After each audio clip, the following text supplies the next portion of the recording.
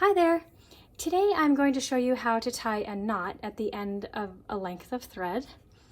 The subject of using knots to secure your stitching can sometimes get a little controversial. Some stitchers like to use them and don't mind leaving them visible on the back of their work, and others don't want them to be seen, especially if the back of the work will be visible.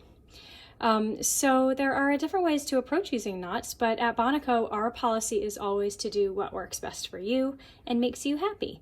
We don't believe in any hard, fast rules in any art form. Art is about expression, so either knot or don't knot, we won't judge. So whether you leave your knots visible on the back of your work or not, you'll need to know how to tie a knot. I'll show you our favorite way to make a knot. So once you've threaded your needle, you're going to pull the thread through, so there's, 5 to 6 inches here. And you're going to hold with your dominant hand. So I'm right-handed, so I'm going to show you with right-handed. If you are left-handed, you can do the same thing, just use the opposite hand. So I'm going to hold the needle with my right hand, and I'm going to hold it right at the eye. So I'm pinching both the eye of the needle and the thread, and the pointy end of the needle is facing away from me. And then I'm going to take the end of the working thread. So not the end of the thread that has come through the needle, but the end of the working thread. And I'm going to hold that, and then I'm going to come around clockwise like this. So now I have the thread in my right hand, and then between my thumb and pointer, or your middle finger and your thumb, if you decide, it doesn't really matter. I'm going to hold that, so I've got the thread here next to that. Now, don't let go of this, and you're going to take this, which is the end of the working thread. It's not the end of the thread through the needle, the end of the working thread, and I'm going to wrap it around the needle over the top. So 1, 2, and we usually do 2 or 3 depending on the thickness of the thread. This is pearl cotton size 8. It's pretty thin, so I'm going to do 3 today.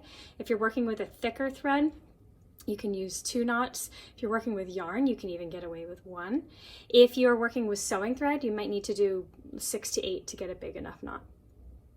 So once you have done your wraps, don't let go of this. You're going to pull it down between your thumb and your finger. So now, between my thumb and my finger, I've got the needle, the thread coming out the needle, and the wraps. Then it's safe to let go of that. And then now, with my left hand, or my non-dominant hand, I'm going to hold on to the needle and slowly start to slide those wraps over the eye of the needle. You do need to loosen the pressure a little bit on the needle, on the eye of the needle, to get the wraps over the eye of the needle. Once you've done that, just pull. And if you've done it right, you'll get a knot. So I'm going to demonstrate that for you one more time.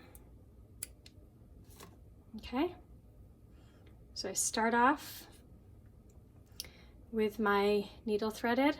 I've got the working thread in my non-dominant hand and the needle with the eye of the needle and the threads that are going through the eye between my finger.